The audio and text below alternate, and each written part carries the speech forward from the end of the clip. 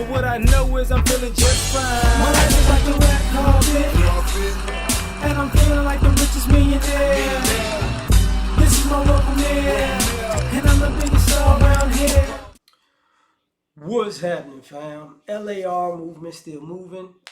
Subscribe or die trying. You see the thumbnail, man. Like, what if the bad guy wins against you? Right, yeah. Yeah, some people have this affinity for the bad guy, right? You know, oh man, I like the bad guy, I like the villain. Oh, they're strong. You know, they're relentless. They're ruthless. They'll do whatever it takes. But what happens when that person is strong and fearless and relentless and ruthless and a shark? You know what I'm saying? And a stat and cut your throat. What happens when they do that to you? You know, they did that. They were the bad guy to you and they won. You know, what happens then? Do you turn around and go, man, I got by the bad guy? Or do you turn around and you know, either become a victim or or fight back in the most egregious way, right? Because, and I say that, you know, I'm going to be vague by saying this. Like, you know, some people said back in the day that they liked street guys, dope boys, drug dealers, right? You know, those guys. Now, you like those guys, right? They was a bad guy until they was dealing to your family member. Your family member was strung out. Or you looked up to the hardcore dudes, the hardcore criminals, the killers. And then if they kill somebody in your family, it wasn't cool anymore. Then it was on for life. And the question is, how did you like the bad guy in the first place?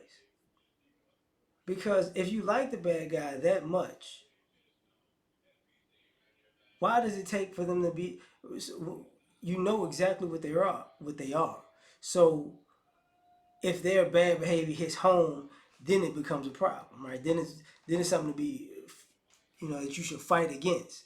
You know, if they cross you, then it becomes, I gotta do the most. You violate, I demonstrate to the utmost.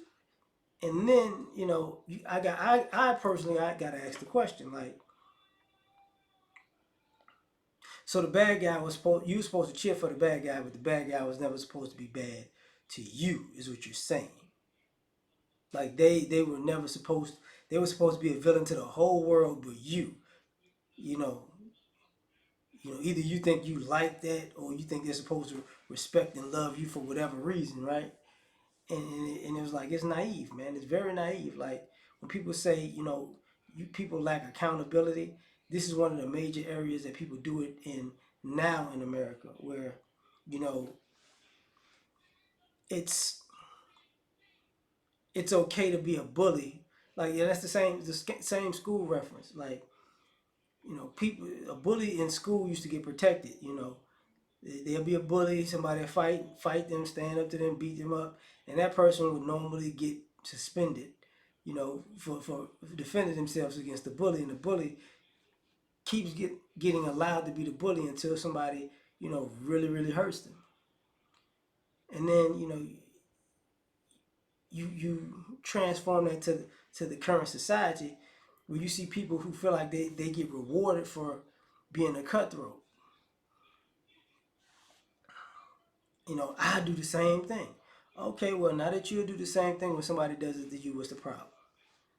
Because it's not like the vast majority of people who look up to the bad guys. If the bad guy was to do them dirty, they wouldn't go, "Hey, touche. You got me on that one. You were sharp with it. You were good with it. I can't disagree. You won that round." They're not gonna say that. They're gonna get vengeful. They're gonna get sensitive. They might call the police or whatever. They'll do whatever it takes on the other side, because they become relentless and ruthless and sharks, and they'll cut your throat because, you know, how dare you cross them? They were supposed to be the special person. But what if the bad guy wins? On the flip side, real quick, what happens if you're the bad guy and you win, and now you have nobody to be the bad guy too? You know, because people don't realize, at some point you run out. You run out of enemies. You run out of not even consequences. Because yeah, in a sense, no, I can't say that.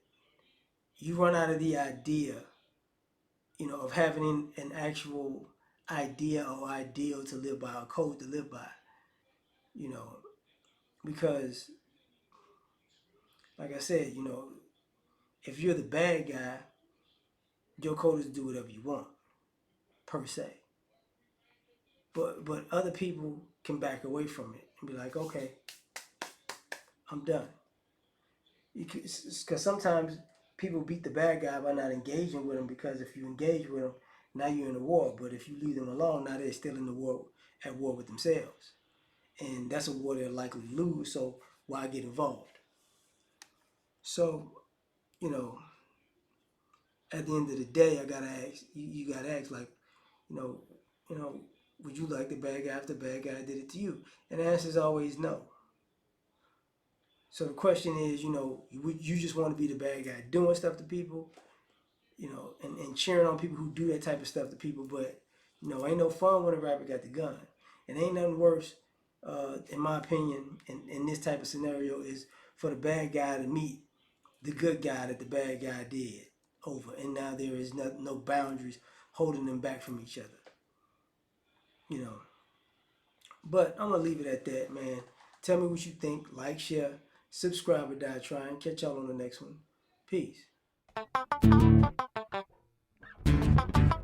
You ever been at the top of the universe?